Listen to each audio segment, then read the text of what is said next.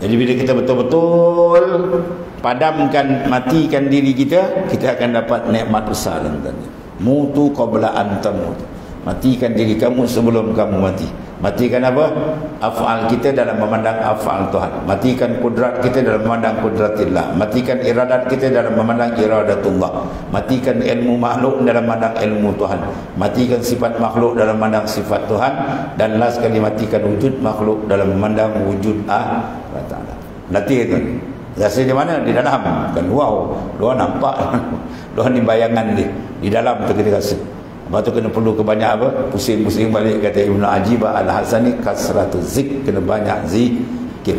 Tembakan zikir tu akan terasa.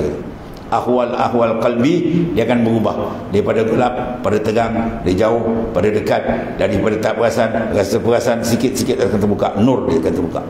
Ya. Maka bila terbuka lagi terang, lagi terang. Kita kalau melihat terang sedap ke atau gelap kan? Terang kan? Ya. Kalau kita padamkan api ni kan, tinggal satu je gagau kita baca kitab tu. Mana apa buruk.